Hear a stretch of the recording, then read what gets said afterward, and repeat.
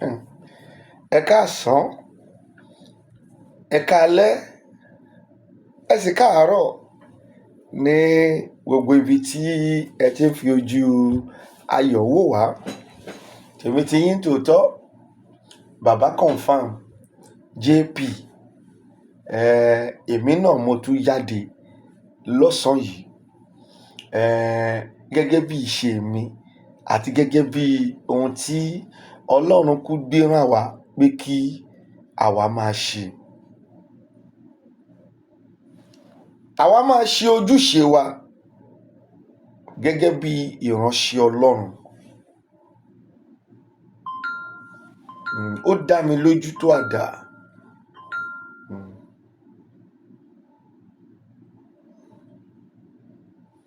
Ojúṣe wa gẹ́gẹ́ bí ìránṣẹ́ Ọlọ́run, àwa máa ṣe.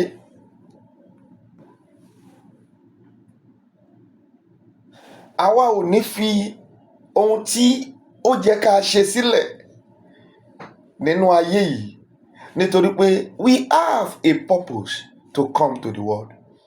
Báwọn kan ṣe ní purpose láti wá sáyé tó jẹ́ pé they become a king. Bí àwọn kan ṣe ní purpose wọ́n wá sínú ayé yìí, they become a governor. Àwọn kan náà ní purpose, Ọlọ́run dá wọn sínú ayé yìí, they rule over many people. Àwọn kan náà ní purpose, Ọlọ́run dá wọn sínú ayé, they become a lawyer. Àwọn kan náà ní purpose of creating them by God, they come to the world, they become a doctor, bricklayer, carpenter, furniture, electrician, and so on, teacher, mathematician, biology teacher, economic teacher, commercial teacher, and so on and so forth, agriculture, agric teacher, and so on and so forth. Bẹ́ẹ̀ náà ni àwa tí wọ́n ń pè ní ìránṣẹ́ Ọlọ́run, bẹ́ẹ̀ náà ni a ní purpose. Listen to me, gbogbo ẹ̀yin tẹ́ ń bú wa, iṣẹ́ ìránṣẹ́ Ọlọ́run kì í ṣe iṣẹ́ kékeré o. Iṣẹ́ ìránṣẹ́ Ọlọ́run kì í ṣe iṣẹ́ ọ̀lẹ. Ṣorí bójú mi ṣe pọ́n, ṣebí ìṣe funfun, ṣe pé yìí náà ń pọ́n, ṣorí. Gbogbo òru táwọn kan máa sùn, àwa ò ní fi ojú kan oorun. In a day, sometimes I sleep 3 hours. 3 hours. So many people think this job is a flex job. I don't know. But fún àwa tí Ọlọ́run pè, tó jẹ́ pé òun ló pè tá à ń ṣiṣẹ́ wa, iṣẹ́ wòlíì kì í ṣiṣẹ́ kékeré. A dẹ̀ ní láti ṣiṣẹ́ tó rán wa. Lára iṣẹ́ tó rán wa, òun làwa wá ṣe. When we see what it is wrong, we need to come in and tell them this is wrong. And that is why we call men of God. Then in correction, people may be looking at it as if we are condemning people. It is not like that. Because tá a bá correct yẹ lórí ohun tó ṣe, táwọn tó dẹ̀ dọ́gbọ́n tó bá padà rí pé ẹni ẹ̀kọ́ ni ẹ́ àtẹni ègbé, they will have to leave you. Wọ́n máa fi é sílẹ̀. There is no way. We don't hate anybody. Let me talk about myself alone. I don't hate anybody. I cannot hate anybody. But when you do what is wrong, I will come out to tell you what you have done, it is wrong. That is the primary assignment. Number one assignment. Go to the world. Matthew 28, 18, 19 down. Go to the world. Tell them about me. Bàbá dẹ̀ fẹ́ sọ fún wọn nípa Jésù. Ṣé ẹ ní sọ fún wọn pé kí wọ́n yí padà kúrò nínú ẹ̀ṣẹ̀ wọn?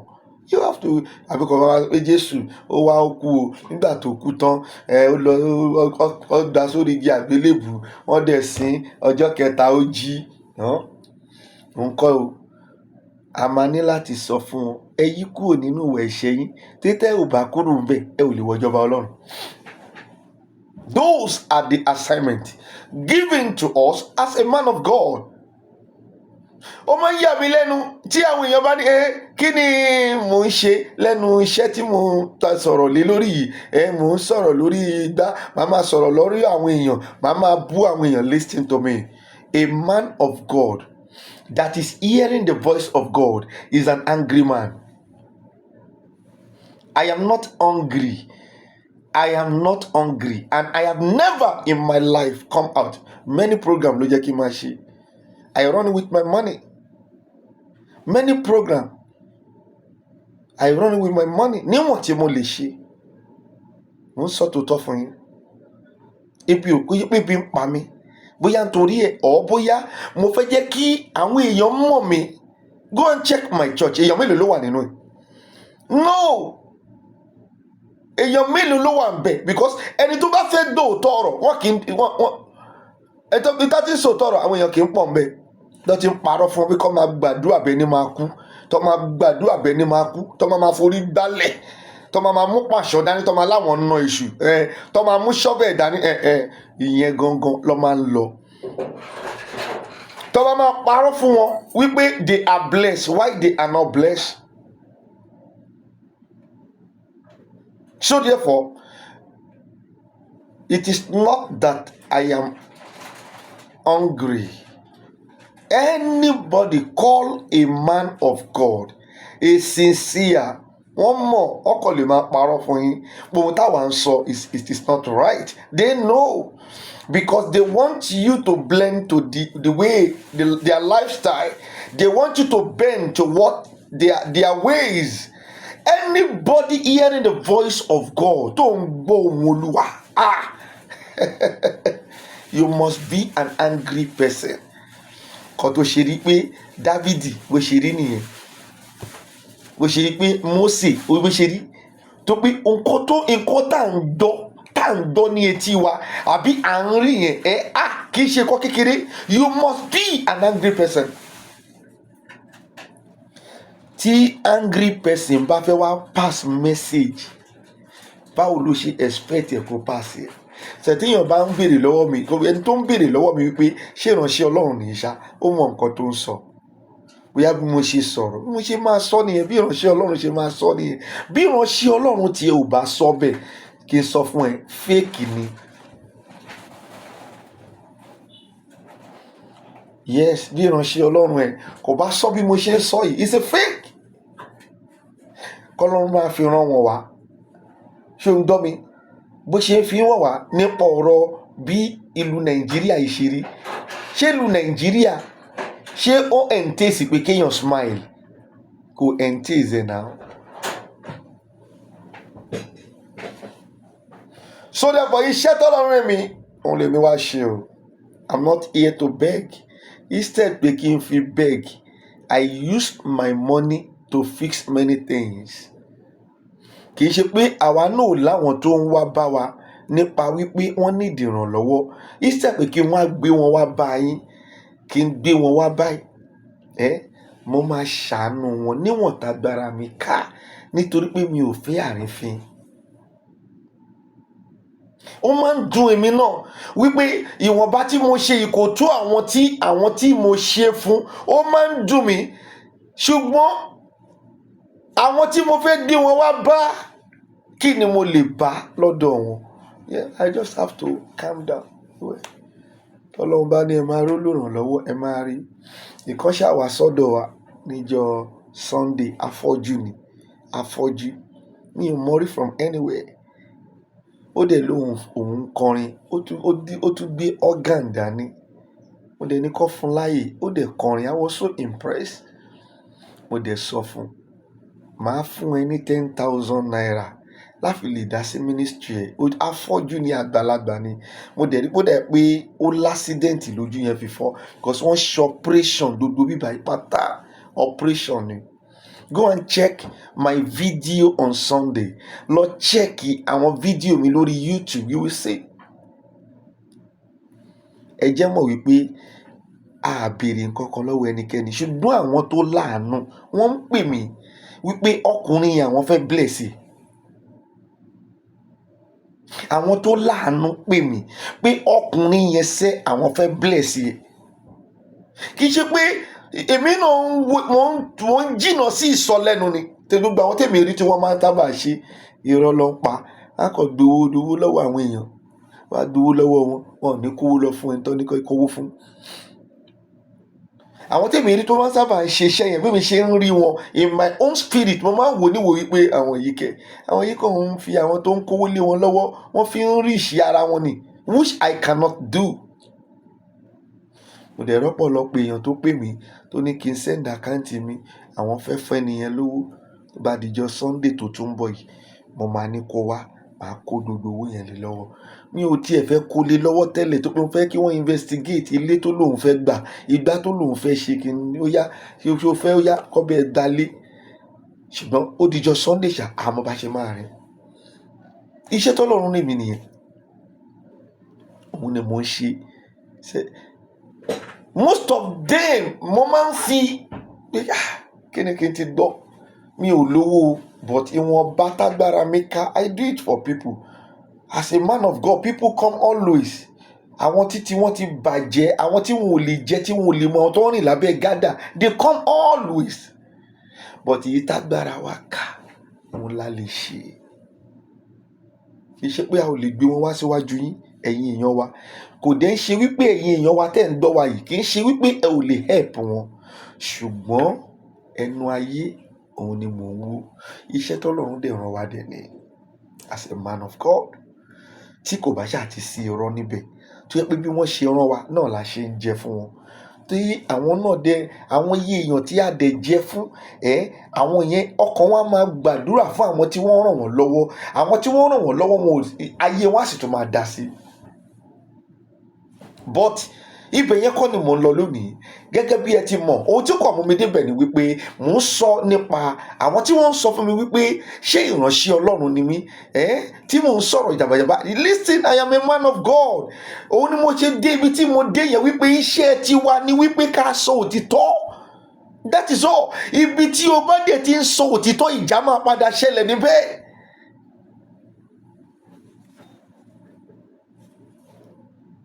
Ìjà máa ṣẹlẹ̀. Whoever tó ti tó bá ti jáde, ohun tẹ́ ẹ ṣe yóò dasẹ̀. Bíi pé kí wọ́n pa ẹ́ lọ máa wá. Bíi pé kí wọ́n bá ìjà, kí wọ́n bá ìjà. Ó dẹ̀ kíá nípa iṣẹ́ tọ́lọ́run rán wa nìyẹn. We continue kọ́ tẹ́ ṣe pé a ò dẹ̀yìn lórí ọ̀rọ̀ Yorùbá nation nìyẹn. Ọlọ́run ló rán wa níṣẹ́. When we see that Yorùbá nation it is genuine, we need to follow it up.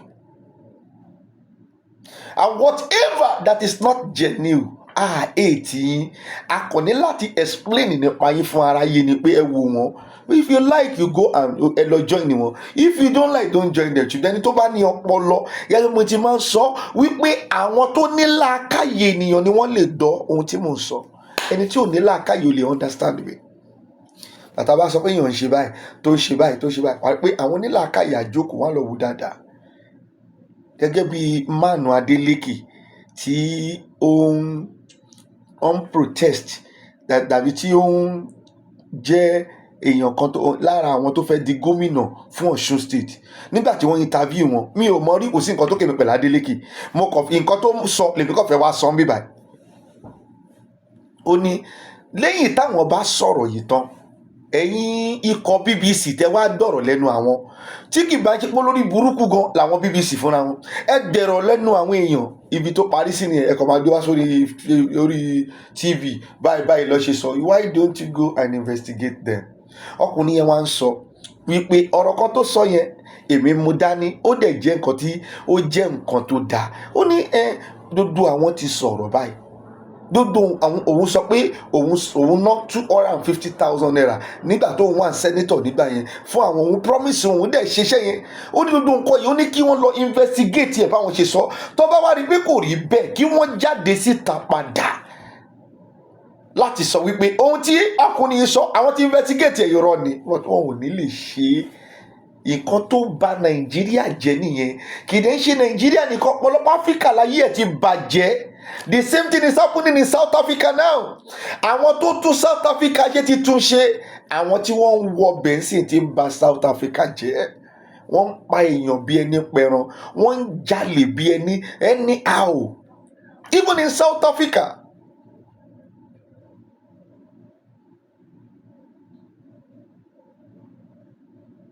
Ó ní kí wọ́n lọ investigate nígbà tí wọ́n sọ wípé tí ẹ̀rí tó wà ń bẹ̀ lọ́wọ́lọ́wọ́ tó sì tún dupò pòun fẹ́ wọlé lẹ́lẹ́kejì tó sọ wípé àwọn ní helicopter wọn bàjẹ́ ni ó wà níbi tó ti ń túnṣe nílùú ìlú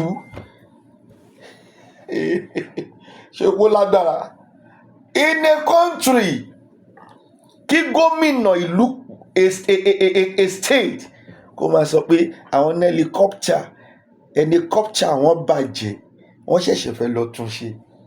Ọ̀rọ̀ pọ̀ léni o. Ṣé gbogbo èyí tí ẹ̀ ń dìbò fún wọn, I am confused. At the end of the day, tí n bá jókòó máa ní pé bíyà is a spiritual matter. Because ní ìlú tí orí yìí, èèyàn kan ń dá nìkan ní helicopter mẹ́ta, èèyàn kan ṣoṣo, èèyàn kan ń dá nìkan ní plane mẹ́ta fúnra ẹ̀.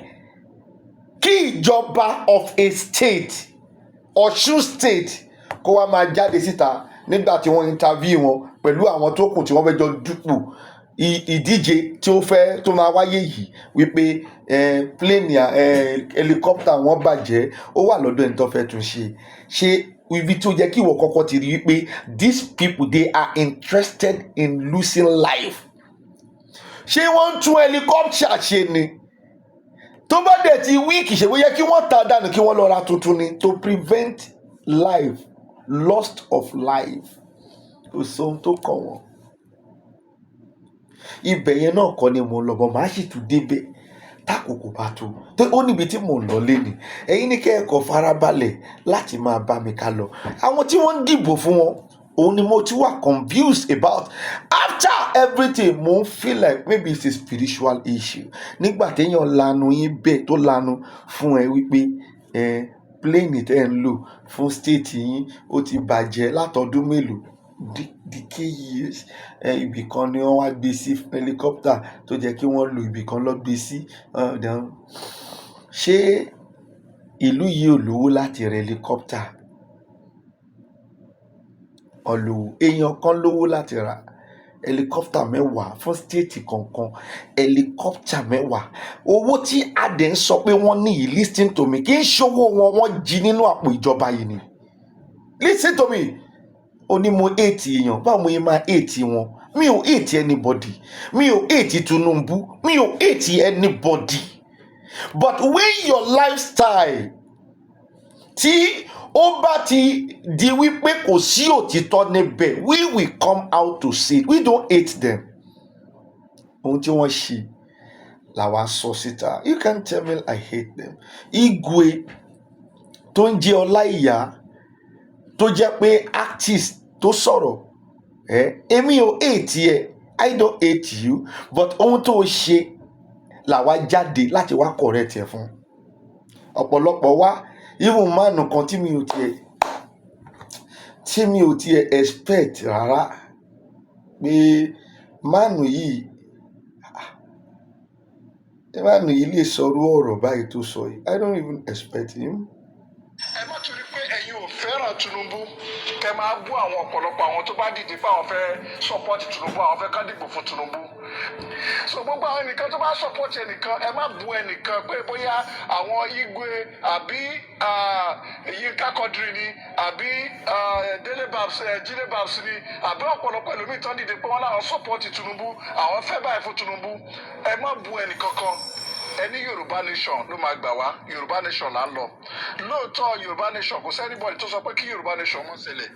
Yorùbá nation máa ṣẹlẹ̀ lóòótọ́. Àmọ́ ẹ wá ní fọ́ọ̀sì yàn láti wá jẹ́ pé kí dandan ni kó sí Yorùbá nation. Àbí dandan Yorùbá nation ló máa gbé déwájú. Ìrìn àjò ń bẹ níbi ọ̀rọ̀ Yorùbá nation. Ìta bá rí lọ́wọ́lọ́wọ́ nísìnyí la máa jẹ. Yorùbá nation yẹn náà ni wọ́n ń parọ́ fúnra wọn. Ọ̀pọ̀lọpọ̀ ìbàjẹ́ ló ṣé o gbọ́ nǹkan tí ó sọ? Ohun tó bà Nàìjíríà jẹ́ nìyẹn. Ohun tí a bá ní nísìnyí náà òun la máa jẹ. ṣọ́rọ́kùnrin yìí òun ni the least tí mo believe láyé mi wípé ó lè bẹnu àtẹ́lu Yorùbá nation and people follow him. Onílàákàyè èèyàn ni mo pè é. I am not here to insult you. Ṣùgbọ́n mo fẹ́ jẹ́ kí gbogbo ẹ̀yin tó ń wò mí, èèyàn onílàákàyè, kẹ́ rí i pé kò sí èèyàn mọ́. Ẹ má jẹ́ kí n tàn yín. Kò sí èèyàn mọ́. Gbogbo àwọn tó rí tó wọ́n ń sọ̀rọ̀ lórí YouTube everywhere, ohun tó fẹ́ jẹ ni wọ́n wá. Ibi tó bá pọ̀ sí lákòókò yẹn wàá rí pé wọ́n máa fì síbẹ̀. Tí wọ́n bá dẹ̀ rí pé ibẹ̀ yẹn ti tún ní problem, wọ́n á tún jáde. Níbi tó tún pọ̀ sí ni wọ́n tún ń lọ. Look at this man. Mi ò expect yẹ ó lè sọ irú ọ̀rọ̀ yìí, tó pé ohun tí àwa ń jàlé lórí gangan, mánu yìí gan mọ̀ wípé ṣé òtítọ́ ni. We continue to fight on justice. Ohun tí àwa pọ̀n létà ń jàlé lórí, mánu yìí gan mọ̀ in depth him that it is truth. Ó gbọ́ ni dáadáa. Ó dẹ̀ pé o kàn máa ń rí tí wọ́n máa ń sọ ọ̀rọ̀ yẹn wípé èpè wọ́n bá ti mọ òtítọ́, òtítọ́ máa sọ ẹ́ di òmìnira. Sórí òtítọ́ yìí, ó dẹ̀ pé wọ́n kàn máa ń gbọ́ tó ń sọ ó mọ bí kíní, ó analyse ẹ̀, kò understand ẹ̀. Ohun tí wọ́n sọ ni pé a ti mọ, tó bá ti lè mọ what is truth, you will have liberty. Òmìnira tó sọ wá dì, òun ló ń jẹ́ káwa máa bá wọn fa wàhálà pé àwa ti mọ òtítọ́ ẹ lọ́gbà bí ẹ má parọ́ fún wa, èyí tẹ́ ń sọ irọ́ lẹ̀ pa. Tí ó bá dẹ̀ ti sọ wá di òmìnira tán, listen to me, you will face anybody. You will face anybody. Nǹkan tó ń pè ní òtítọ́ nìyẹn. Tó òtítọ́ bá sọ èèyàn di òmìnira ní ojú ìbọn, wàá dẹ̀ máa bá wọn fà á because ó ti ṣe kí ni, ó ti sọ ẹ́ di òmìnira. Mi ò mọ orúkọ ẹ o, because I don't, but nígbà míì tó bá gbé fídíò ẹ̀ wá, mo máa ń rí pé bàbá yìí àgbàlagbà ni, bàbá yìí ní làákàyè. Olóhun tí a bá rí náà la máa jẹ. Bí ọ̀rọ̀ Yorùbá ṣe rí nìyẹn. Kò sí ẹni tó hate Tinubu. Èmi fúnra mi náà ò hate Tinubu. Kò sí ẹni tó hate Ọláìyá tí wọ́n ń pè ní Igwe. Èmi tí mo sọ̀rọ̀ yìí náà mi ò hate ẹ̀, ṣùgbọ́n ẹ̀yin Yorùbá sọ wípé ojú tó bá máa bá ní kalẹ̀ wọn kì í tààrọ̀ ṣepin. Nǹkan tá a rí nìyẹn tá a fi ń bá wọn fa wàhálà. Tí tó bá pé àwọn yìí fẹ́ bá wa kalẹ̀ ni, a ò ní máa jẹ̀yà látọdún tá a ti ń jìyà. Wọ́n dẹ̀ wà láyé. Let's think about it. Ọkùnrin yìí sọ wípé Yorùbá, I will take it back, but I just want you to listen. Ẹ ní láti listen. Àbí Délé Babs, Jílé Babs ni, àbí ọ̀pọ̀lọpọ̀ ẹlòmíì tán dìde pé wọ́n láwọn sọ́pọ́ọ̀tì Tinubu, àwọn fẹ́ báyìí fún Tinubu. Ẹ má bu ẹnì kankan. Ẹni Yorùbá nation ló máa gbà wá. Ẹni Yorùbá nation ló máa gbà yín. Lóòótọ́ Yorùbá nation, kò sẹ́ni bọ́ọ̀lì tó sọ pé kí Yorùbá nation má ṣẹlẹ̀. Bẹ́ẹ̀ni. Yorùbá nation máa ṣẹlẹ̀ lóòótọ́. Àmọ́ ẹ wá ní fọ́ọ̀sì yàn láti wá jẹ́ pé kí dandan ni kó sí Yorùbá nation. Àbí dandan Yorùbá nation ló máa gbé yín déwájú. Ìrìn àjò ń bẹ ní. We don't force anybody. Force èèyàn kankan. You people assume we are forcing. We don't force anybody. But àwa ti mọ òtítọ́ tá a wá mọ̀ yẹn, òun ló ń compress wa láti máa jáde pé ìwọ tó wá yìí rọ́ ló wá pa. Don't lie for us. We cannot fold our hands. When we see that you are lying, you want us to fold our hands. It is not possible. Kò possible. Listen to me. You this man, mi ò mọ ẹrí, èyí ń lọ mi ò mọ orúkọ ẹ̀. Ṣùgbọ́n ohun téyìn fẹ́ ni pé kẹ́ máa parọ́ kadẹ̀ silent. Ohun tó ti ṣẹlẹ̀ láyé àwọn bàbá wa tí ìyà fi ń jẹ wá. Ohun tó ti ṣẹlẹ̀ láyé àwọn bàbá wa tí ìyà jẹ more than 7 generations. Tètè bá ti sọ báyìí wọn ò ní kú ní doyin lẹ́nu. A máa wò yín ran náà ni. Ó wá di ayé tiwa. Àwa wá lajú, àwa fi ń yẹ ipò tẹ́ ń sọ yẹn kò dáa, pé kò wá okay. Ìwà ọ̀bàjẹ́ yẹn dẹ̀kẹ̀rẹ́ ó ti wo ẹ̀yẹn lára. Nítorí ẹ̀ lẹ ṣe pé wọ́n ń dógun tiwa. We have right to self-determinations. I am telling you, even in abroad, in anywhere, there is a right to self-determination. There is a right for anybody. When you see that what they are doing for you, it is not good, you have a right to come out to tell that. The unshaped conformity go down. Ẹ̀yin tẹ́ pé èèyàn burúkú ni ẹni ká dákẹ́. Bí èèyàn kan bá dú ọmọ ẹ tó dú ọmọ ẹ ọmọ 13 years ò ní jáde kó pariwo ṣé èèyàn tọ́. The same thing náà ni ohun tẹ́ ń ṣe yìí táwa náà dẹ̀ ń jáde tá ń sọ.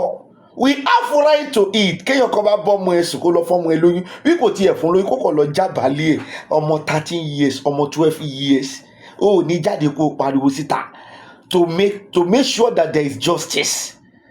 Ìyẹn náà ń pè ní self-determinations.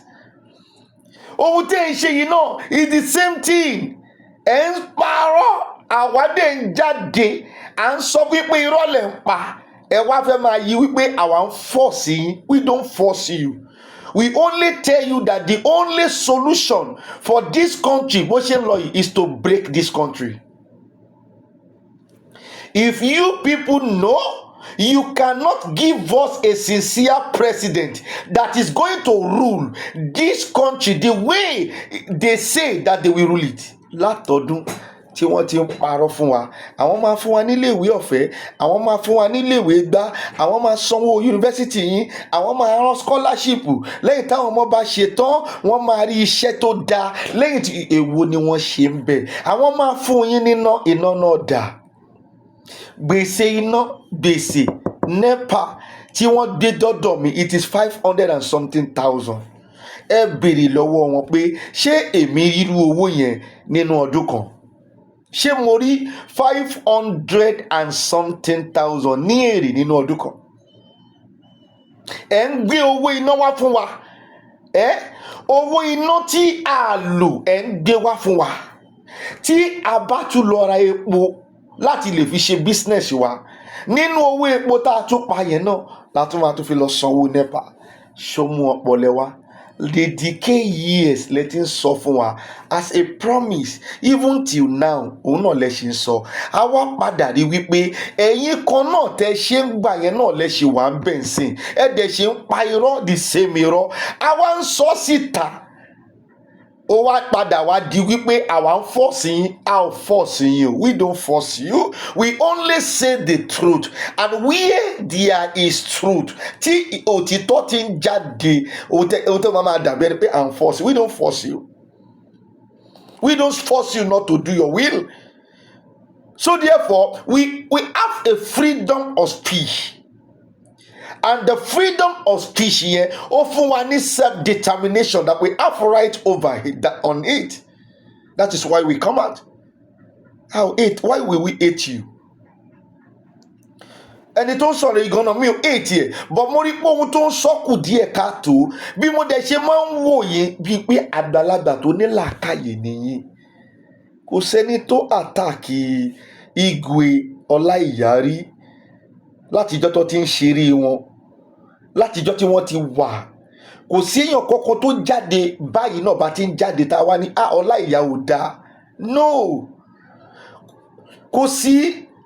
Ìdí tá a ṣe attack Ọláìyá la rí pé ó fẹ́ lọ involve nínú gọ́ọ̀mẹ̀ntì yìí. Attack ẹ pé ohun tó fẹ́ lọ involve yẹn àwa ti ṣíwọ́ kúrò níbẹ̀. Wọ́n ti parọ́ fún wa, ó ti sú wa. Ó ti sú wa, a ti ṣe kí ni? A ti mú ọwọ́ kúrò bẹ́bí tó ń lọ yẹn, má tún gbé wá fún wa. Àwa ti mú òtítọ́ ti ṣe kí ni? Ó ti sọ wá di òmìnira. We don't hate him. We are just trying to solve the differences between what he said and what we say. We don't fight him. And we don't force anybody. Kò tẹ́tí kò gbóhun tí ọkùnrin yìí sọ. Mo mọ̀ pé ìwọ tó ń wò mí náà o máa wo prógámù bàbá yìí. Onílàákàyè èèyàn ni mo pè é, ṣùgbọ́n mo padà rí wọn wípé àwọn tẹ́ rí yìí wá ṣe bá àwọn ẹlòmíì ti máa gbé ọkàn lé wa, ẹlòmíì àti gbára lé wa. Wọn ò ní mọ̀ wípé ohun táwa gan ń ṣe gan 419 ni wá. do you get me?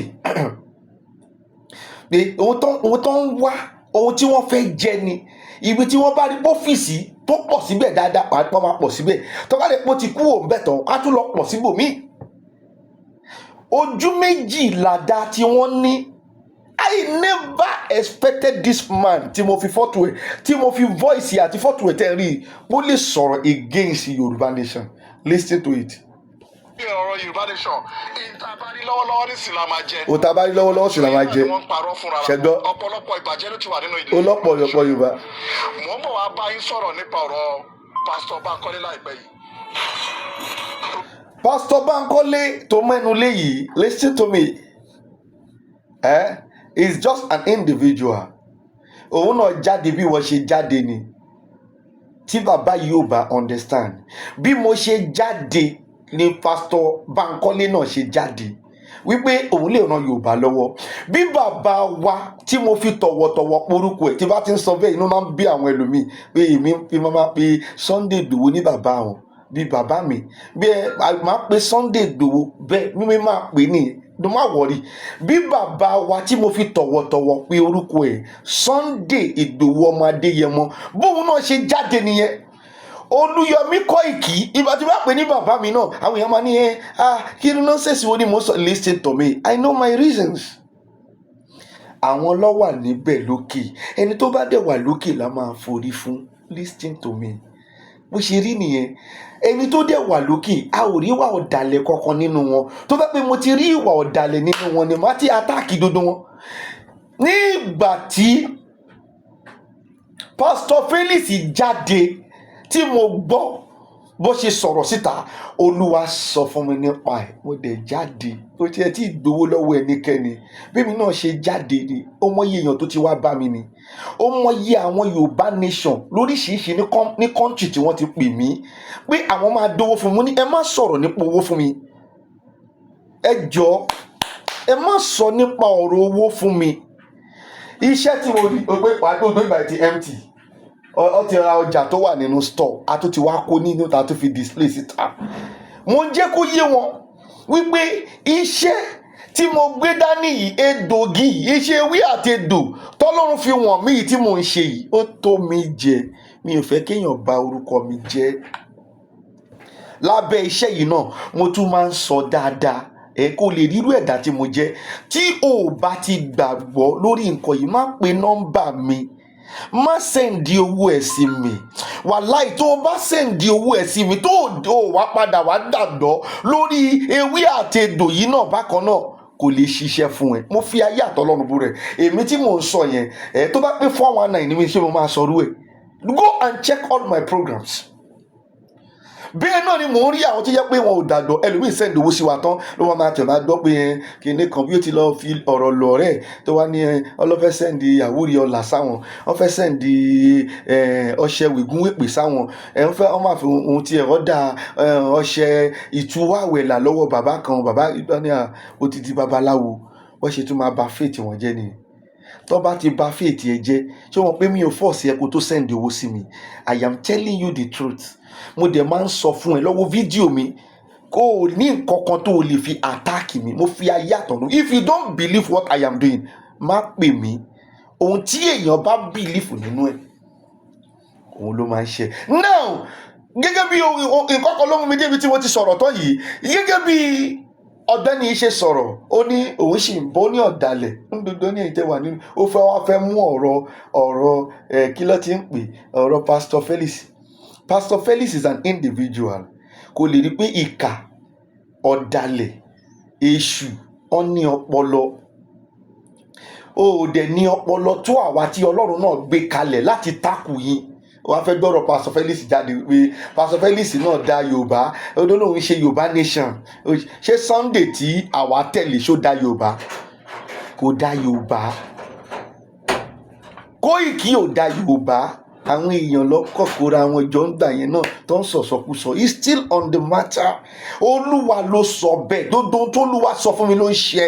Olúwa sọ wípé Kóìkì will be the last man standing. He's there. He's not going anywhere.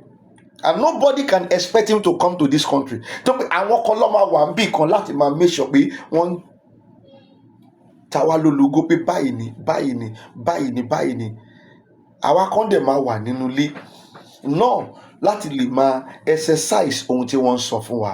We cannot put egg on one basket. It is not possible.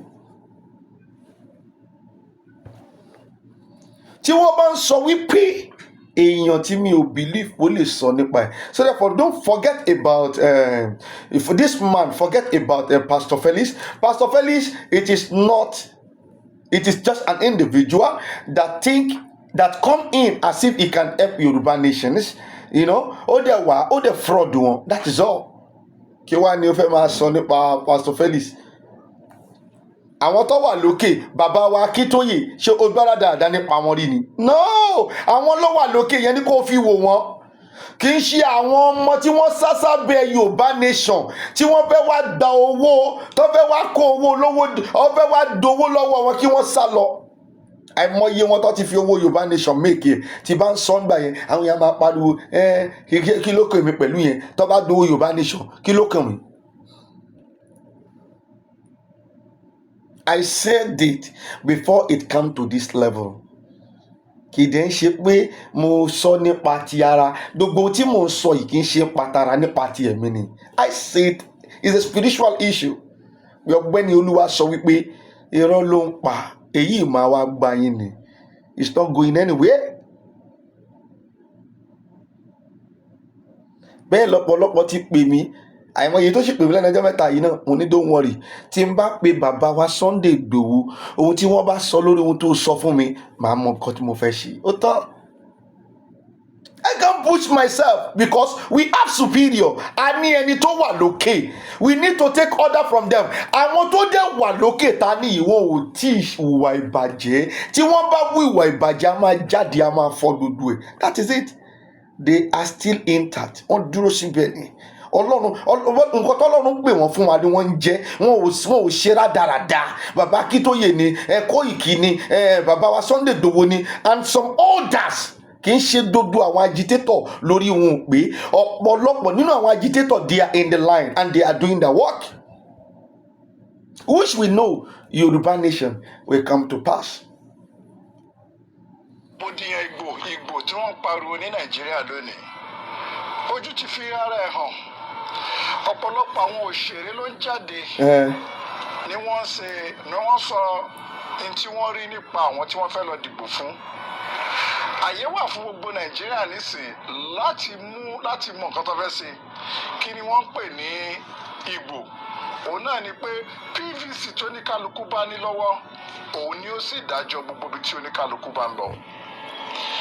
Mo kàn fẹ́ rọ gbogbo. Kẹ́ ẹ lè rí wípé kò ní làákàyè. Àgbàlagbà wọn yìí jù wá lọ́mọ kékeré ni mi o. Iṣẹ́ tí mò ń ṣe ló ṣe ń pè mí lágbàlagbà. I always say that.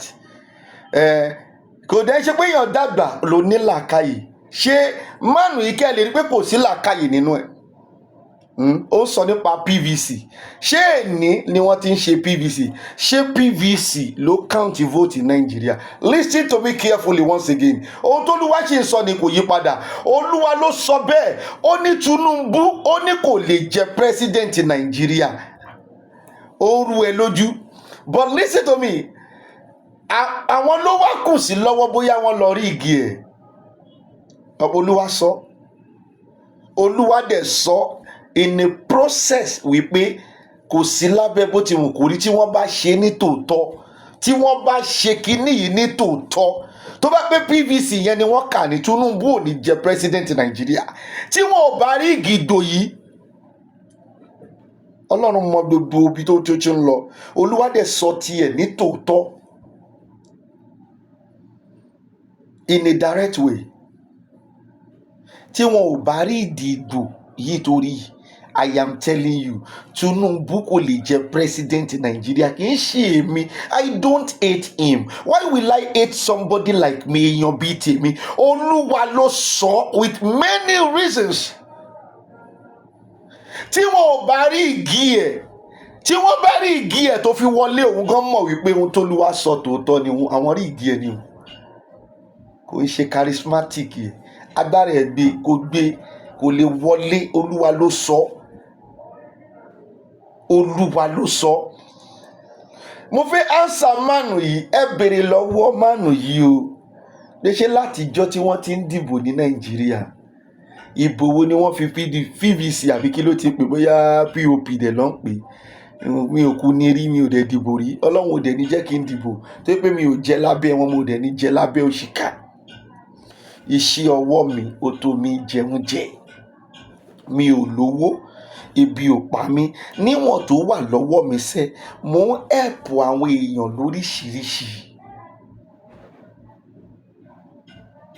ẹ béèrè lọ́wọ́ mánì tó fẹ́ máa advice àwọn èèyàn ẹ lọ gba PVC yín o ẹ béèrè lọ́wọ́ ẹ̀ pé ṣé PVC yẹn lábẹ́ pé ó fẹ́ bá fẹ́ ṣe òtítọ́ fún àwọn ọmọ Nàìjíríà orílẹ̀-èdè Nàìjíríà ẹ ṣe ẹ béèrè lọ́wọ́ pé ṣé PVC yẹn gangan ṣóun lórí ìdìbò ìbò tí wọ́n rìn tí wọ́n ṣe lẹ́kìtì lẹ́nu ọjọ́ mẹ́ta yìí ṣé PVC lórí ìdí ẹ̀ ẹ mo sọ nípa pásítọ̀ kan tó pe rẹ̀ ní Emmanuel Chinozọ tó ló lọ Ọlọ́run fi wọ̀n mú pé èèyàn kan báyìí ló máa jẹ irọ́ ló ń pa má jẹ́ ń tún ẹ Ọlọ́run lè ṣòdòrò ni ẹ ń fún àwọn èèyàn lówó láti dìbò fún yín ẹ wá wíìnì tán ṣọlọ́run lè ṣòdòrò Ọlọ́run ò lè ṣòdòrò àwọn èèyàn dẹ̀ sì ń tẹ̀lé pásítọ̀ yẹn àwọn èèyàn dẹ̀ sì ń parọ́ pé prọfẹ́sì ẹ̀ wá sí ìmúṣẹ no Ọlọ́run ò sí lẹ́yìn òṣìkà o Ọlọ́run ò sí lẹ́yìn àwọn tó pín owó pé ẹ dowó ẹ lọ vote ṣẹ́ẹ̀tọ́ ni pé kí o pín owó fún ọmọ ìlú kó lọ vote ṣé ẹ̀tọ́ ni kò ń ṣe ẹ̀tọ́ náà lábẹ́ òfin kò sí nínú ẹ̀tọ́ vote is our right why are you giving them money to vote for you that is number one. She was confused. Èyí àdé alọ́lọ́run ló sọ fóun. Tọ̀hún àdé alọ́run ló sọ fóun. Èyí àdé alọ́run àdé tó gbé dé máa yàtọ̀ síra wọn. Mo wá confused. Ọ̀pẹ mo sọ nínú the last video tí mo ṣe báyìí wípé mo ti wà confused. Kò yé mi. Ṣé ẹ bá mi dá sí? Àbí ọlọ́run yìí ṣó pé méjì ni? Àbó pé mẹ́ta?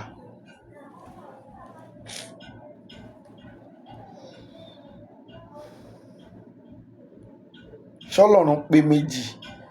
Àbò pé mẹ́ta? Ẹ bá mi dá sí.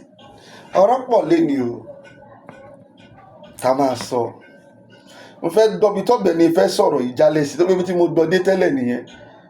Nǹkan tí mo dẹ̀ fẹ́ pick mo ti pick. Mo fẹ́ gbọ́bi tó fẹ́ sọ̀rọ̀ ìjálẹ̀ sí. Bóyá àwọn náà fẹ́ campaign fún Tinubu ni ká lè wá sọ fún wọn nítòótọ́ wípé kò sí làákàyè lórí yín o. Tó pé ojú tó bá máa báyàn kalẹ̀ wọn kì í ti àárọ̀ ṣe pé àwọn tá a dẹ̀ sọ yìí lọ́wọ́ à ń bẹ̀ láti bẹ̀rẹ̀ àwọn lọ́wọ́ à ń bẹ̀ láti bẹ̀rẹ̀ àwọn ló ń ṣe láti bẹ̀rẹ̀ tí gbogbo ẹ̀ fi bàjẹ́ báyìí ẹ̀pà 50 naira I am telling you kó tó mú gàrí o.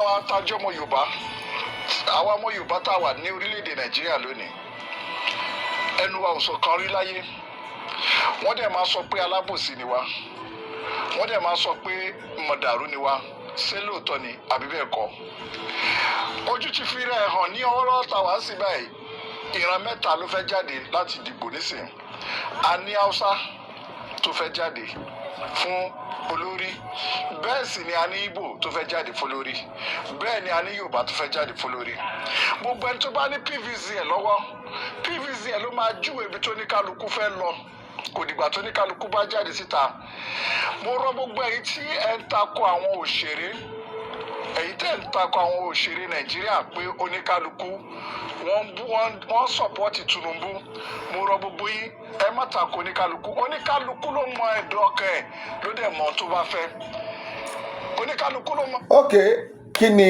ẹ̀dùn ọkàn Ọláìyá Igwe ẹ̀dùn ọkàn ẹ̀ ni wípé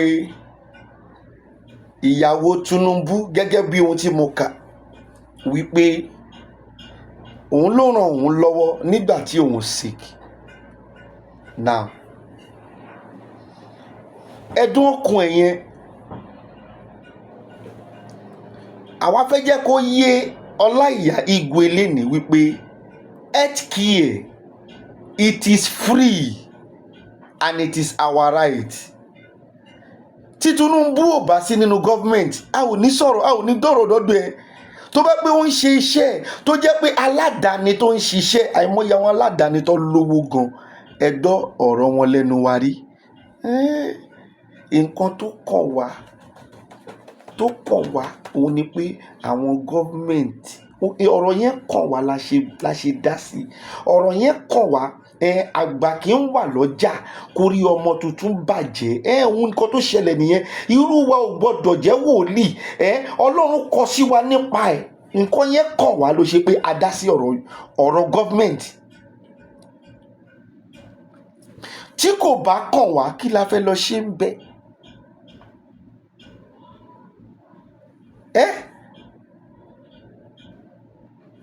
Now, health care tó ń sọ yẹn, it is free.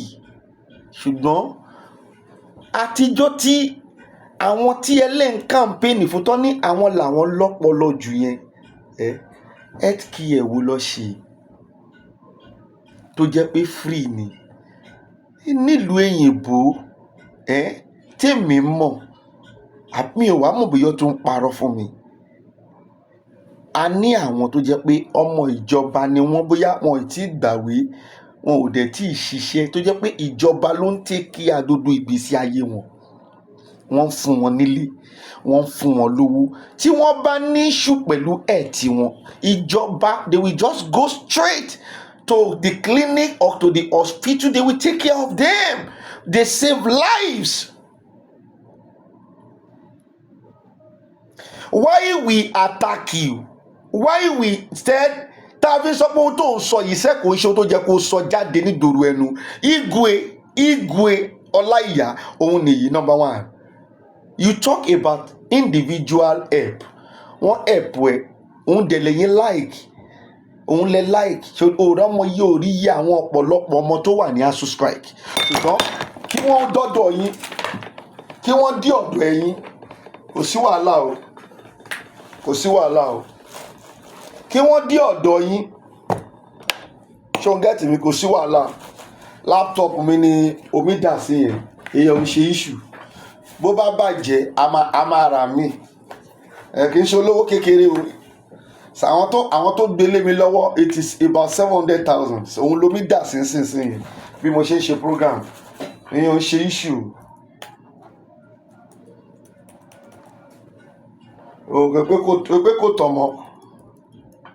Ṣe pé kò tàn mọ́, that is not an issue. This is my laptop. Pé kò tàn mọ́, èèyàn ń ṣe issue.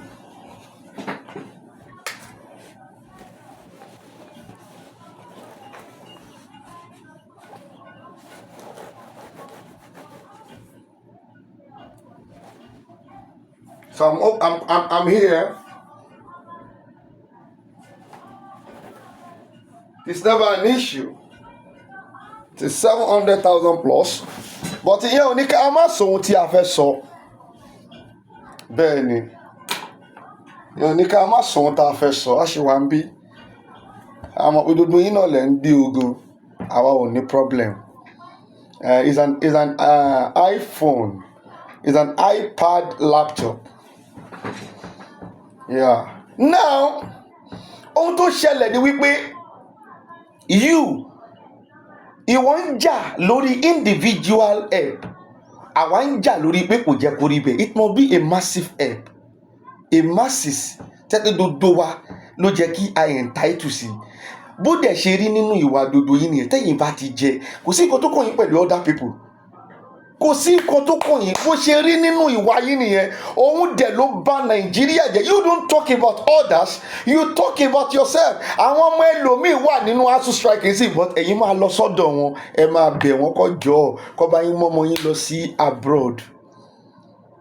Wọ́n lè mú lọ, má jẹ́ kí n tún ẹ́.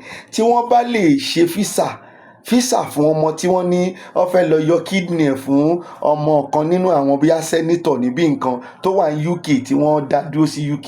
Tó bá lè ṣe físà láàrin 2 weeks. They have ways of doing visas. Àwọn gan ni wọ́n blọ́ọ̀kì ọ̀nà físà fún àwa tí ó jẹ́ ká lọ tẹ́ pé a struggle fúnra wa gan wípé ká tiẹ̀ lọ sọ́hùn ká lọ ṣiṣẹ́ fúnra wa. Wọ́n blọ́ọ̀kì ọ̀nà yẹn pé ká jẹ̀yà kú sí Nàìjíríà.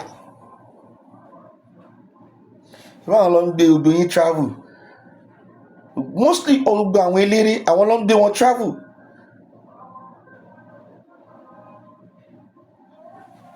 You only base nǹkan táwa ṣe attack àti get view yín ni pé you people like individual help.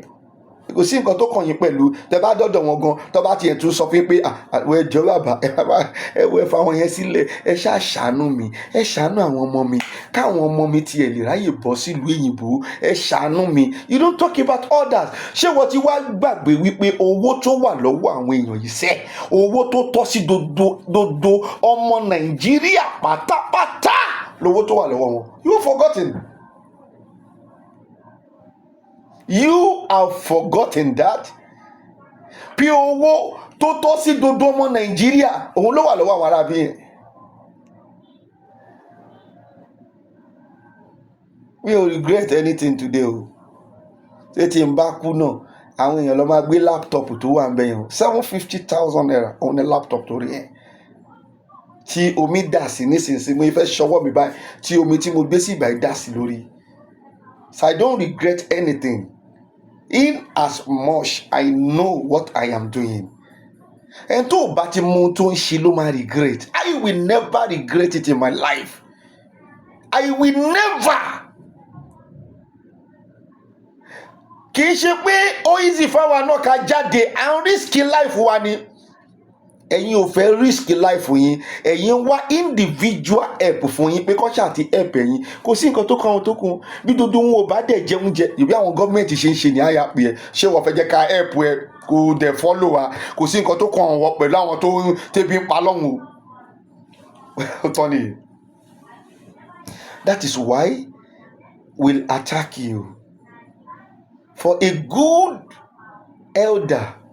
For somebody tó ní ọpọlọ tó sì ní òye tó dẹ̀ rí nǹkan tó ń lọ àná kò jẹ́ kí ẹni ẹ jáde kẹ́lẹ́ lọ campaign fún irú ẹni bẹ́ẹ̀ nítorí pé ohun tó wà lọ́wọ́ wọn it is for the whole masses not for individual.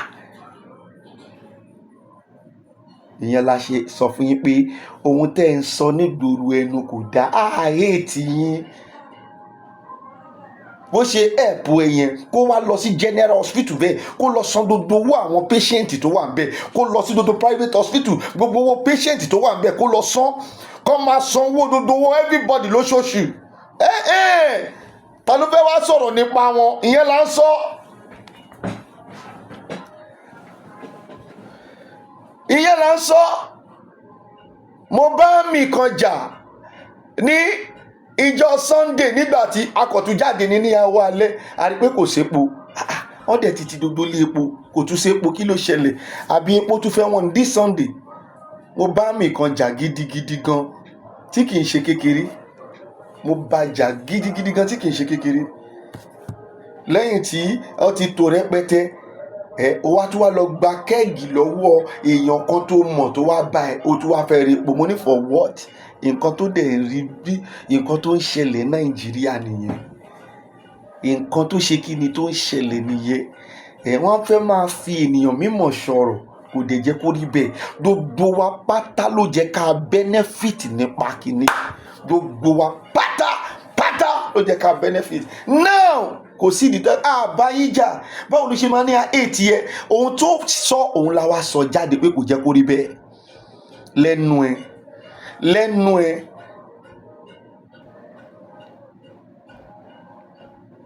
ṣá máa bá òòṣà lódò kí làbẹ́làbẹ́ máa mọ̀ àwọn tí wọ́n pa listen to me tó bá pé bí wọ́n ṣe ń sọ pé àwọn ní làákàyè ní tòótọ́ àwọn tí wọ́n pa ní toll gate ní Lẹ́kì ṣé o fẹ́ sọ fún mi wípé gọ́vnà Lagos State yóò mọ̀ sí wípé èèyàn lè wọnú Lagos State yìí tó fẹ́ wá ṣe irú nǹkan bẹ́ẹ̀ kí gọ́fúnà ìlú yẹn state yẹn má mọ̀ sí tó bá dẹ̀ mọ̀ sí ó ní ẹni tó ń pè ní broda tó pè ní bàbá sàlẹ̀ ó ní láti jẹ́ kó dọ́ òpù tiwa táwa ń rò lọ́kàn wa pé ok ó jẹ́ kí yẹn wá lè advice ẹ̀ lóun má jẹ́ kó ṣe bẹ́ẹ̀ o má jẹ́ kó ṣe bẹ́ẹ̀. Ọmọ ọlọ́mọ làwọn yìí o, tó bá pa wọ́n àwa náà nọ́mọ tiwa o.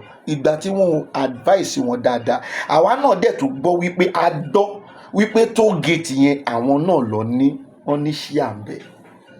So therefore wọ́n dẹ̀ pa àwọn ọmọ ọlọ́mọ, wọ́n pa wọ́n dànù bẹ́ẹ̀.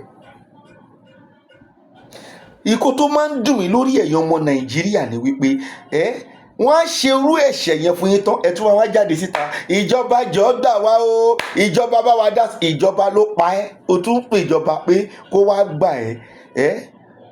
O lè gbé, o lè gbà, o lè pa ẹ́, o tún ní kó lè tún wá dẹ́jọ́ ẹ̀. Kí ló fẹ́ dá fún ẹ? Injustice ni.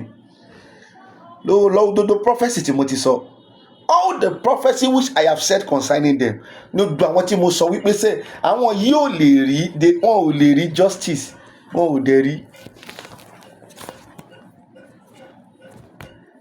Wọn ò dẹ̀ rí justice. No justice for them.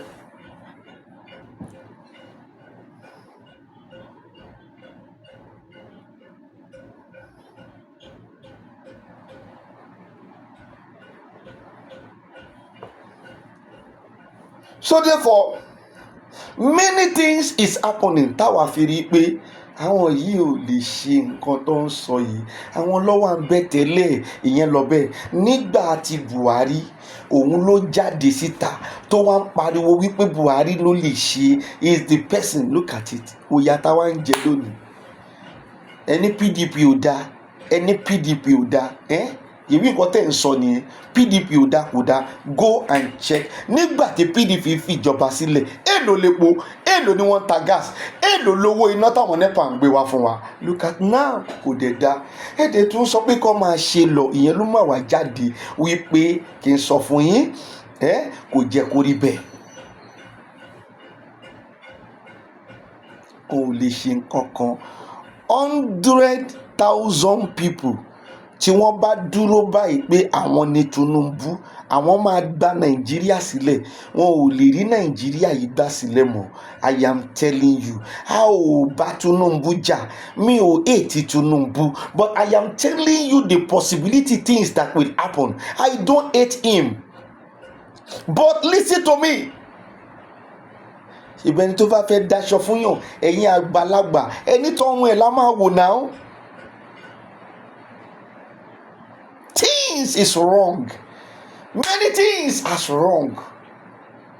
With that alone, they need to be condemned. Ẹ má máa sọ nípa ìwé ṣe sọ, ó ní ẹ̀yà mẹ́ta òun ló fẹ́ jáde, Yorùbá, Haúsá, no. Àwa ò gbogbo ẹ̀yà tẹ́ dárúkọ yìí, kò sí ìtawà 8 nínú wọn. Ohun tá à ń sọ ni wípé ẹni tó lè ṣe gangan ni kẹ́ ẹ lọ gbé ní lọ́wọ́.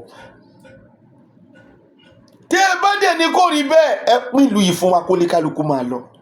Ẹni tó lè ṣe tí ìgbà máa tù wá, tára bá tù wá, ṣáwa lè máa pariwo ń ta. A ò lè pariwo ń ta. A máa ní àwọn ní làákàyè, àwọn ní brain. Listen to me. A ní brain, àwọn ní làákàyè. A máa sọ bẹ́ẹ̀. Listen to me now. Láti ìjọ tí wọ́n ti ń pa àwọn ọmọ Yorùbá, èwo nínú wọn ló sọ̀rọ̀ jáde? Mo jókòó dáadáa, mo rí pé there is something behind it. Wọ́n wá ń parọ́ fún yín pé táwọn bá débẹ̀, àwọn máa yanjú gbogbo ẹ̀, àwọn máa ṣe, àwọn ní làákàyè, àwọn sì lọ́gbọ́n láti fi ṣe. Tó bá jẹ́ pé tòótọ́ they have passion for you, bá ṣe ń ṣe yìí ni wọ́n ṣe máa ṣe. They don't have passion for you. Má waste ìbò ẹ̀. Má waste fúnṣù ẹ̀.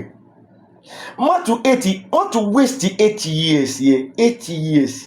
8 good years. 365 days. Times 8. Má tún bàjẹ́. 8 years ìta ń lọ yìí tó bá padà bọ́ sí ọwọ́ wọn pẹrẹ, wàláì títí àwọn tó máa bàjẹ́ pátápátá wọ́n máa pọ̀. Bẹ́ẹ̀ ni mo sọ fún ẹ. Àwọn ní làákàyè. Tó bá pé wọ́n ní làákàyè ni, tó bá yẹ pé wọ́n ní làákàyè, bí kíní yẹn ṣe ń ta wá lára pé wọ́n ń pa àwọn èèyàn wa lóye máa ta wọ́n lára. ìgbà yẹn làwọn náà ti máa rí i pé ṣèbí nǹkan tó mú wa tẹ̀lé bàbá Sunday Igboho nìyẹn pé kí ni yìí ń ta lára, kí ló ṣe ń pa àwọn èèyàn wa, kí ló dé. Ẹni ní passions, ó ní passion, àwọn yìí ò ní passion, wọn ò ní kankan. Ṣé ìgbà tí bá wá ń rí àwọn èèyàn tó ń tẹ̀lé wọn, mo tún wá ń padà tún fi ojú mi wò pé ṣojú lásán ni ọ̀rọ̀ títẹ̀lé àwọn èèyàn yìí táwọn arábí yìí ń tẹ̀lé wọn.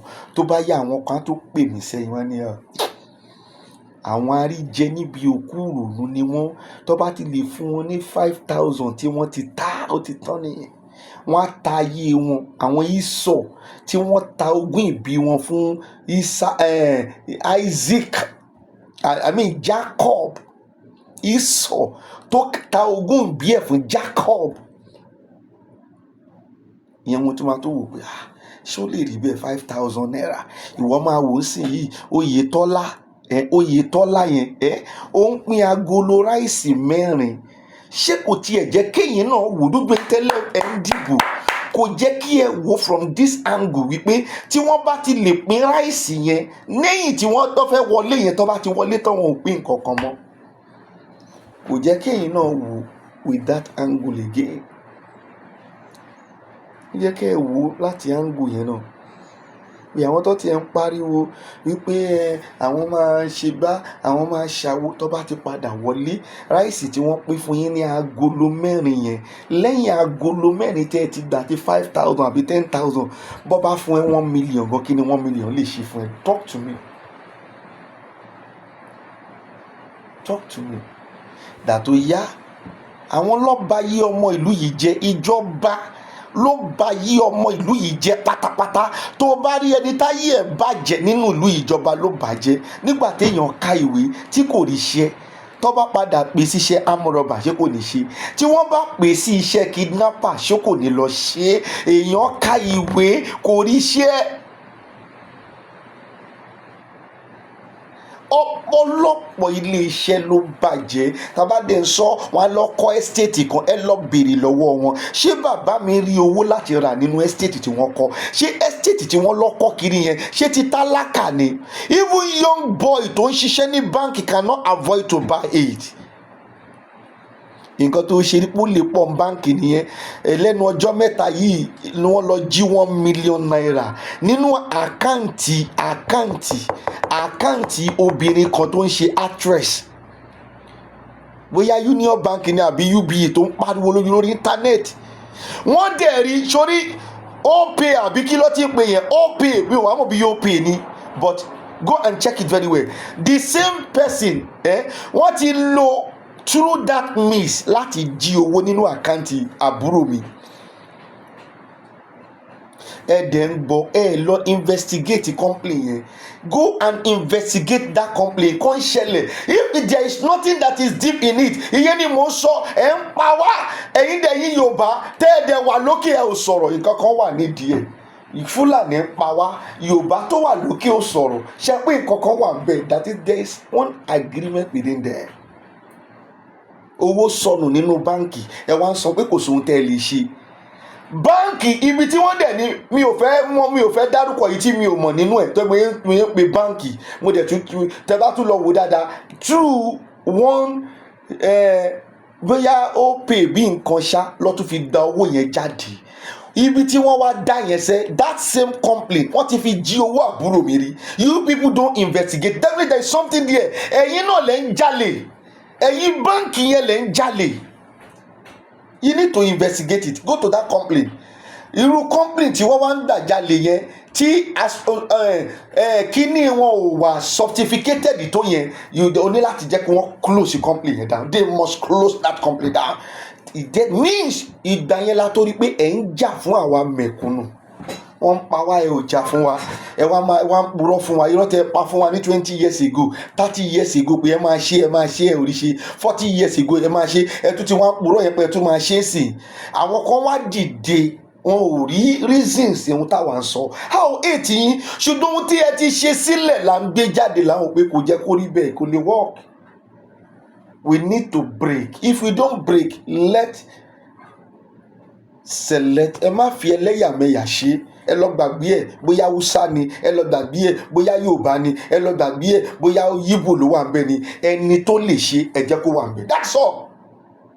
Tí ara bá tù wá, we have no right to say anything about you. Àbí ẹgbọ́ tí mo pe orúkọ Fẹ́mi Ọ̀tẹ́dọ́lá rí bíbá.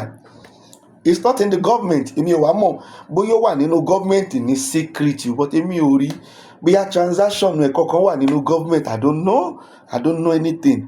Ṣé pa pé Fẹ́mi Ọ̀tẹ́dọ́lá àbí a pé àwọn olówó Nàìjíríà tó jẹ́ pé àbí ẹ pé wọ́n pé ọwọ́ bá Dangote jàǹbí báyìí Dangote ò sí nínú sẹ́nitọ̀ yín, ṣe pé wọ́n wá bá no a sọ̀rọ̀ nípa Dangote nígbà tí kínní lọ sókè la sọ̀rọ̀ nípa Dangote sìmẹ́ǹtì adẹ̀túrí pé ọwọ́ gbogbo yín náà ló wà ń bẹ, kò sí nǹkan tó kàn mí. Owó ẹ̀ bá àjẹpẹ́ ilẹ̀ ń kówó fún Dangote, I don't know, but yet àwa ò rí Dangote pé ó wà nínú ọ̀rọ̀ ìjọba tó lè jẹ́ pé a ò pe orúkọ ẹ̀. Ẹ̀yin tẹ́ ẹ wà ń bẹ tó jẹ́ kẹ́ ẹ bá wa tún ṣe ẹ ò tún nǹkan kan ṣe rọ́lẹ̀ ń pa ẹ dẹ̀ ní ká silent ṣó possible. Ó yá ẹni kí wọ́n máa lé àwọn ọmọ yahoo jáde, wọn gbọ́dọ̀ gbélé fún wọn. Ta ló sọ wọ́n di yahoo? Nígbà téèyàn kàwé tí ẹ ò jẹ́ oríṣẹ́ ṣe kò sẹ́kọ̀ọ́, ta ló sọ wọ́n di yahoo? Ṣe bí ìjọba Nàìjíríà yìí ló ba ayé wọn jẹ́. Ẹ ń sọ nípa cultists, àwọn èèyàn ń ṣe cultists, ta ló sọ wọ́n di cultists? Ṣe bẹ́yìn náà ni I do and we do a bad thing. Nígbà tí èèyàn ò bá ti ṣiṣẹ́ ọkàn ẹ máa ro nǹkan tí ò dáa. Ẹ̀yin ni náà ọmọ cultist wọn ń ṣọmọ burúkú, wọ́n sọ wọ́n lórúkọ orúkọ ni. Nígbà tí wọ́n bí wọn ò pè wọ́n olórí burúkú, wọn ò pè wọ́n lọ́mọ burúkú, wọn ò ní olòṣì ló máa ya. Wọ́n gbàdúrà fún bí wọ́n ti gbàdúrà fún wa ni. Ṣùgbọ́n nígbà tí ìrìn àjò yẹn lọ àwọn ò ní opportunities, àwa náà ò ní opportunities. Bí kì bá ń ṣe Ọlọ́run, bíríkìlà ni bàbá tó bí mi lọ́mọ. Mo máa ń sọ níta, bíríkìlà ni 13 years old làwa ti ń tẹ̀lé bàbá wa. Wọ́n kọ̀kọ́ wa ní ọ̀nà Ọlọ́run ni láti ń bá wọn ṣiṣẹ́ bíríkìlà.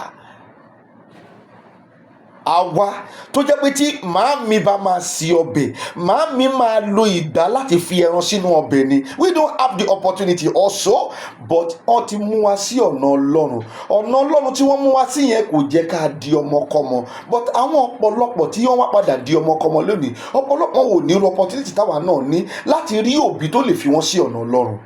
Tí ó bá wá rí bẹ́ẹ̀ tí kò sí òbí tó lè fi wọ́n sí ọ̀nà Ọlọ́run, kí ni ìjọba ń ṣe? Ibi iṣẹ́ ìjọba ni to do everything right. Ẹ ò fún wọn níṣẹ́, dàtí wọn ò fún wọn níṣẹ́. I do and is a devil workshop. Wọ́n dẹ̀ máa ronú báwọn máa lọ ṣe yìí, àwọn lọ ṣe á bọ́ sínú court, wọ́n á ṣe everything. Mi ò bá wọn wí, ṣùgbọ́n ìjọba Nàìjíríà òun ló ba ayé wọn jẹ́. We don't fight with you people. We don't hate you. But we are telling you the right thing. À ń sọ fún yín pé aláwọn tẹ́lẹ̀ fẹ́ gbé wọlé yìí ṣe. I am telling you, àwọn key area ṣèbí nínú òwòrò táwa yìí, ẹni tó jẹ́ kó jọba kọ́ ló jọba. Wọ́n kọ̀ déédéé lọ ká àwọn ọba fún wọn ní secretariat lálàúsá, wọ́n dẹ̀ gbé wá sórí ọba lẹ́sẹ̀kẹsẹ̀.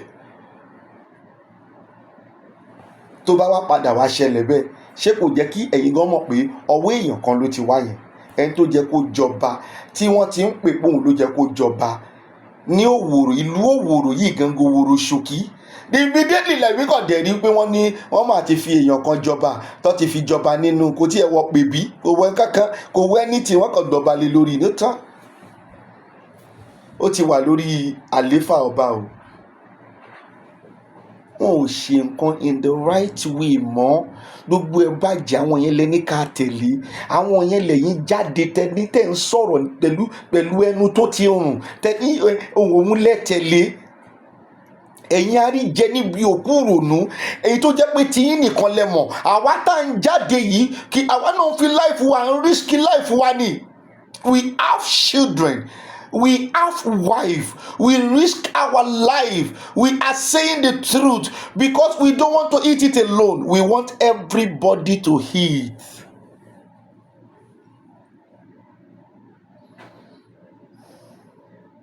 Everybody. A fẹ́ jẹ́ kí wọ́n jẹ oúnjẹ làwa náà ṣe ń jáde. tẹ́yìn náà bá wá sí reason fún wa, tẹ́yìn ò lọ in that level, tẹ́ ń bá àwọn èèyàn yẹn wí bóyá wọ́n á ti change. Àìbá wọn wí tá à ń rí àwọn èèyàn lẹ́yìn wọn tí wọ́n tún ń tì wọ́n lẹ́yìn lẹ ṣe rí i pé ìwà ọ̀bàjẹ́ yìí wá ń gbilẹ̀ sí lójoojúmọ́.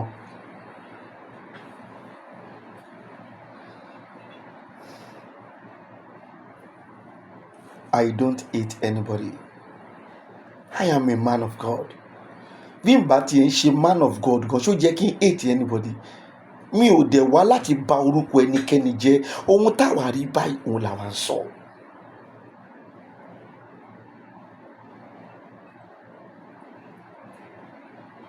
We need somebody that will govern or that will president the country equally. Kì í ṣe wípé kẹ ẹ wá lọ dá nìkan ṣe ọ̀nà Lẹ́kí, kẹ ẹ fọ̀nà Bàrígà sílẹ̀, kẹ ẹ fọ̀nà Òwòrò sílẹ̀, ọ̀nà Ìkòròdú kẹ ẹ fi sílẹ̀, ọ̀nà Ṣàngó kẹ ẹ fi sílẹ̀. Ẹ dá nìkan ṣe ọ̀nà tó pè yín. Now ẹ dẹ̀ ń gbowó lọ́wọ́ wa, ẹ ń pariwo wípé ẹ tún Èkó ṣe, ẹ̀yin ẹ ní ọpọlọ, ẹ tún Èkó ṣe. Ẹ ẹ̀pù Èkó, kí ló ẹ̀p? Ìwọ ló bá mi kọ́ ilé mi ni. Ẹ̀yin lẹ ra ilẹ̀ fún mi ni. Ẹ̀yin lẹ bá mi kọ́ ni. I pay tax, land use, NEPA bill, water bill, I pay. Ẹ̀dẹ̀lẹ̀ kí ni nǹkan tẹ́ ẹ ṣe fún mi? You do nothing for me. You do nothing for me. Àwọn ọmọ mi ò lọ sí public school, they go to the private school, all in the name gbogbo tá à ń rí nínú public school. From that area gan ó jẹ́ kí ẹ ti mọ̀ wípé ayé ti bàjẹ́. Àwa tẹ́ ẹ dẹ̀ rí tá à ń bá yín sọ̀rọ̀ lónìí, tá à ń sọ tá à ń sọ yìí, jẹ́ kí n sọ tòótọ́ fún ẹ. Àmọ́ nǹkan tó ń pè ní private school láyé ìgbà wa, public school là ń lọ. Ẹ dẹ̀ bá gbogbo ẹ̀ jẹ́ débi wípé gbogbo àwọn ọmọ tí àwa bí wọn ò lè lọ sí public school kankan. Tí máa ń sọ fáwọn ọmọ mi pé CMS Grammar School, I'm a grammarian, up boys up school, tí bá ní ibẹ̀ ni mo lọ, a máa wò mí báyìí. Tí n bá sọ fún wọn wípé Archdeacon Adelaja primary school, ibẹ̀ ni mo ti jáde, primary school mi, a máa wò mí báyìí.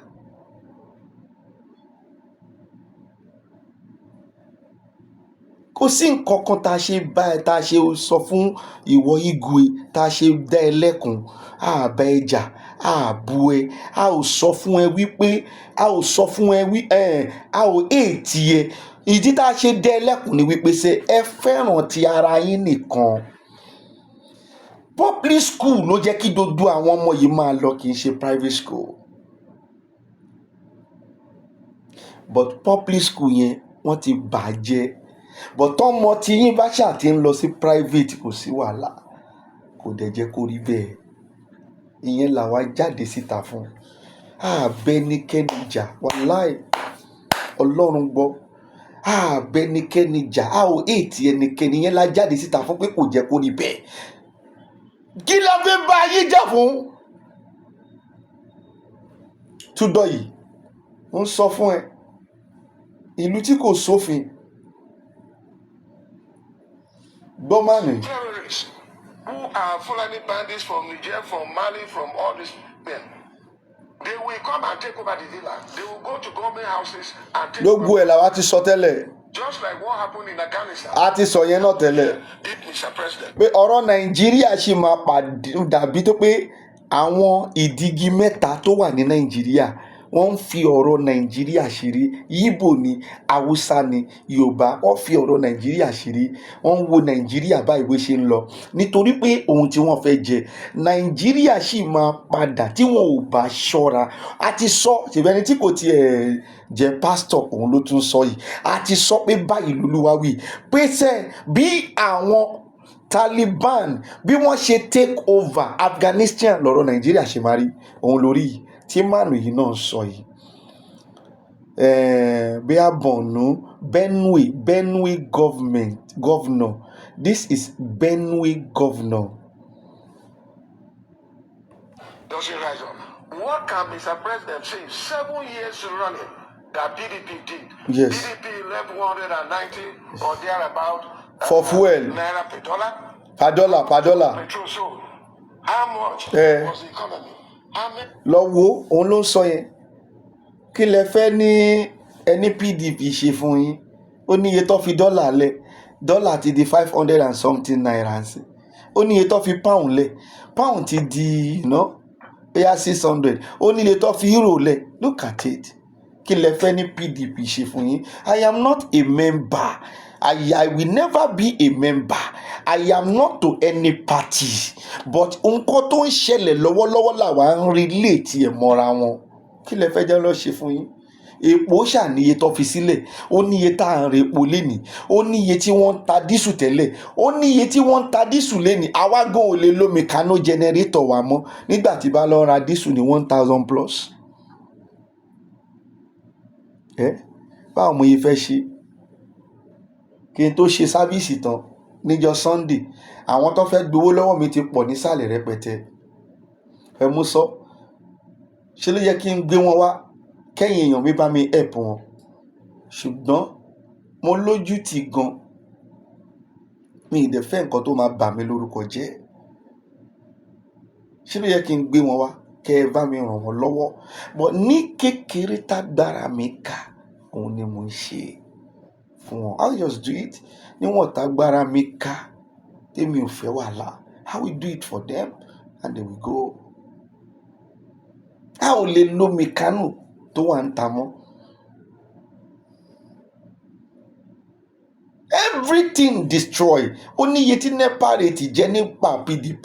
Now again, kí lẹ fẹ́ ló ṣẹlẹ̀? Àwọn tó kàwé wọn ò rí sátífíkẹ́ẹ̀tì wọn ṣiṣẹ́. Kí lẹ fẹ́ ló ṣẹlẹ̀? Ẹ dẹ̀ ń tàn wá lójoojúmọ́. Ẹ dẹ̀ ní ká má sọ̀rọ̀. Àwọn kan tún dé wọ́n tó lẹ́yìn tẹ́ ń ṣe ń gbà yẹn náà ní kẹ́ tó máa padà máa ṣe lọ. How many industries did we have? How many? We only heard about Boko Haram in the northeast. Today it is everywhere. It is in Benue. Every day they are killing in Benue. They are killing in the north central. Several states in the north central. Nobody is going to farm. Even me, I cannot go to farm. Even when I was attacked, I could not be given the privilege of having justice. I was told that. Governor nìyẹn o. Running governor ló ń sọ̀rọ̀ yẹn. Àti mo sọ fún pé báyìí lolúwa wí. Ẹ lérò péré ni mo ń ṣe. Running governor ló ń sọ̀rọ̀ yẹn nígbà tí wọ́n attack ẹ̀. Ṣé o ń gbọ́ mi?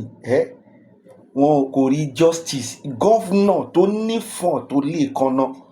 Ṣé dúdú bó ṣe bẹ́ẹ̀ yín lọ tí wọ́n sọ fún Yorùbá nation gbà mí pé báyìí lolúwa wí. Tó bá ní ọ̀pẹ́ máa kọ́ máa wòran ni. Governor tó ní ìfọ̀n tó lè kanna. Tó lẹ́sẹ̀ ńlẹ̀ governor ní lẹ́yìn president. Ṣèbí governor ló túkùn bẹ́ẹ̀. Tó nífọ̀n tó lè kanna. Ó lóun ò rí justice. Wọ́n dé attack ẹ̀ dúdú wá lárí nígbà yẹn. Tó attack man ó dà pé wọ́n ti ẹ̀ pa àwọn ọ̀pá èèyàn méjì bí èèyàn kan nínú àwọn tó ń tẹ̀lé nínú ọdún náà. Wọ́n gbé lọ sí court. Wọn ò rí àwọn tí wọ́n pa mú jáde. Wọn ò rí wọn mú jáde. Ìyẹn ni wọ́n ṣe ń sọ wípé téèyàn kan bá wá délé tó lóun ní ọpọlọ, òun lè ṣe kí ni kò ṣe ti kọ́kọ́ bẹ̀rẹ̀ báyìí káwa gan ti ní ó jẹ́ káwa gan tẹ̀lé lẹ́yìn ni. Tá a bá rí wípé tòótọ́ pé ó ń bá wa lábí ìfà wàhálà ẹ̀ ń pa àwọn èèyàn mi tá a bá rí tòótọ́ àwa máa tẹ̀lé. Ìwọ kọ́ ló máa fowó bribe. Owó lẹ fi ń bribe láti wọlé kò jẹ́ kó rí bẹ́ẹ̀. Ikọ́ tá a ṣe tẹ̀lé Sunday Igboho nìyẹn. Tí Tinubu lẹ́nì tó bá bẹ̀rẹ̀ sí dìde tó bẹ̀rẹ̀ sí lọ́ ń bá wọn fa wàhálà pèsè kí lẹ̀ ń pa èèyàn mi fún? Mọ́là ìdígi mẹ́ta ni wá ní Nàìjíríà. Ìgbò, Mọ́là, Haúsá. Kí lẹ̀ wọ́n ń pa Yorùbá fún? a máa dìde. Orí wa ò bàjẹ́. Tinubu try hear us out. Tinubu hear us out. I am speaking for the masses. Hear us out. Orí wa ò bàjẹ́. Ayé wa ò bàjẹ́ tó yìí. Pé ká rí nǹkan tó tọ́ ká má tẹ̀lé. Ẹ ṣẹ̀ṣẹ̀ wá ń wá. Ẹ wá ń jẹ́ wá ń sọ pé ẹ lọ́pọlọ. Ẹ tó dà tẹ́ bá wọlé tẹ́ tó ṣe. Ẹ ò lè ṣe. Tẹ́ ẹ bá pa ọmọ mọ́là. Tẹ́ ẹ bá wọlé. Tẹ́ ẹ bá pa ọmọ mọ́là. Ogun ló máa ja Yorùbá o. Ogun máa jà lù yìí o. Ẹ ò lè ṣe. The best ni pé táwa ń bẹ̀ yìí fún kí ó tó ibi tó dé yìí. Ẹ bàbá ẹ fi kíní ìsílẹ̀. Ẹ jókòó kẹ́ ẹ lè ní iyì títí di ọjọ́ alẹ́ yín. Ìyẹn la bẹ̀ yín fún. Go and check my record then. Bàbá yìí jókòó fi kíní yìí sílẹ̀ kí o lè níyì. Kó o bá ọ̀rọ̀ Yorùbá nation yìí kó o bá wa gbà mú. Ẹ níyì tí tẹ máa fi ṣáájú wọlé. Wàláì. Mo la sọ fún yín. Ẹ̀yin ẹ jáde náà kẹ́ ṣe bá wọn fà. Táwọn bá ní tẹ̀lé yín lẹ́yìn. Pé èèyàn ló ń bá wọn fà nínú gọ́ọ̀mẹ̀ntì. A ò rí kan ṣoṣo tó lè bá wọn fà nínú gọ́ọ̀mẹ̀ntì.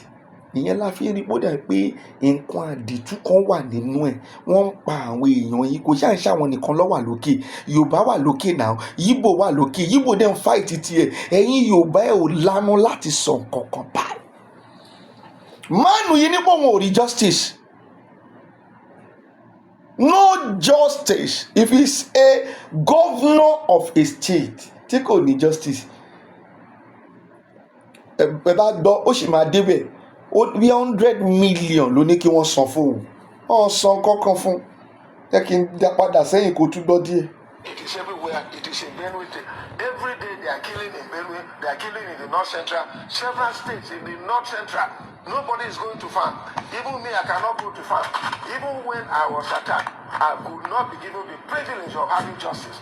I was told that security men arrested 13 Fulani and one Juku man and one Thief man. And today they have freed those Fulani men. The people that are prosecuting is the Thief man and the Juku man, who is a fisherman. And the Thief boy is my own cousin. Where I went, he was with me. When I was being shot at, he could have been killed too. And so this is the level of injustice that is happening. You talk about justice. Òun ló sọ yẹn. Ó ní wíwùn Fúlàní tí wọ́n mú gan. Wáwọn lọ́wọ́ à ń di ẹ̀ ó lọ ti free wọn. Mélòó. So I tell you that there is no justice in that area. Ẹ gbàgbọ́. Ọlọ́run kì í ṣe onírọ́ débi tó máa fi ṣèké. Ọlọ́run kì í ṣe onírọ́ débi tó máa wá lóun jẹ́ ilé kì í ọ tó máa fi ṣèké. Ọlọ́run kì í ṣe onírọ́. Ọlọ́run kì í ṣe onírọ́ o débi tó máa fi ṣèké. Ó ní àwọn tí wọ́n padà tó apprehend. Ó ní wọ́n ti fi wọ́n sílẹ̀. Tó bá lè ṣe bẹ́ẹ̀ fún gómìnà. Èló ni wọ́n ti wá kiri jà. You talk about corruption. This government does not have right to be talking about corruption. Corruption is called APC government today as it is. They have no moral right. In fact, I want to call on Mr. President. If he is a man of integrity, as he was known in 2015, he should free Jolly Yami. He should free Governor Darie. He should free all those people that they are prosecuting for. They have no business in saying them prosecuting those who are corrupt. Because this government is more corrupt. All this money that they are just stealing in broad daylight and are making things very difficult for people. Why should they be talking about corruption again? The young man is doing his best, who is in the EFCC, but he's being frustrated. Now he cannot prosecute or arrest anyone except he gets clearance from the presidency. I'm aware of this. If you check all these people who are in government, look at the current national chairman of APC. The senator was being prosecuted for billions of naira, but today he has been freed. Carelessly from the presidency, saying that the man's sins has been forgiven. Yeah, they are forgiven. The chairman of APC said that once you get into APC. APC, your sins are forgiven. I've been forgiven. If on every day EFCC are arresting people from my state because I have refused to join them. That is if it. I have joined them, they will say that my sins are forgiven. I'm forgiven. I have not committed any sin anyway, and I'm ready. When EFCC messed up with me and took me to arrested some of my people, frozen my camp, I went to court, Federal High Court, and the Federal High Court awarded to me 100 million naira, which I refused to pay, and I've gone on appeal. And this is the kind of thing that is going on. Well, so the government doesn't have any right. In fact, I will suggest that free everybody who you are accusing of corruption. Then you want to fight for corruption. Call everybody, call all the stakeholders to come, and we'll solve this thing. Bí ọ̀rọ̀ náà ṣe rí nìyẹn. Ṣé àdédé bá àwọn ará bí ìjà fún ẹ̀yin tí ẹ̀ ń jáde láti wá ní kí ni a ní right láti sọ pé àwọn òṣèré ohun tí wọ́n sọ ẹni tí wọ́n wá campaign fún pé kí ni a ní right láti ní kó má campaign fún mọ́. A ní right, ṣùgbọ́n àwa náà wo àgbé option wa jáde wípé ẹ wo gbogbo ohun tó ti ṣẹlẹ̀. Ẹ wo gbogbo ohun tó ti ṣẹlẹ̀. Ẹ jẹ́ ká fi yìí kọ́gbọ́n. Lẹ́ẹ̀kan sí, orúkọ tèmi ni Babaconfirm JP. Orúkọ tèmi ò yí padà. I am a prophet. I am a spiritualist. I run spiritual church and I do spiritual work for whomsoever. I continue to say that believes in it. Kò ń ṣe gbogbo èèyàn ni mò ń ṣe fún. Àwọn tó bá gbàgbọ́ nínú ẹ̀ a máa ṣe fún, ó sì ń jẹ́ fún wọn. Wọ́n dẹ̀ ń pè wá, wọ́n ń sọ testimony. Ẹ ṣé gan ni. Mo dúpẹ́ lọ́wọ́ yín lónìí. Ìwọ tó bá rí pé ohun tá a jọ sọ lónìí ó jẹ́ làákàyè àbí orí làákàyè níbẹ̀, bá mi share ẹ̀ fún ẹni tó ní láti tún gbọ́ kẹ́ni yẹn lè ní làákàyè lé lórí. Ẹ ṣé gan ni. God bless you. Èmi lẹ máa bá, ẹ̀yin lèmi náà máa rí pẹ̀lú àṣẹ Èdùmàrè. Ó dìgbà kan náà. Ó dàbọ̀.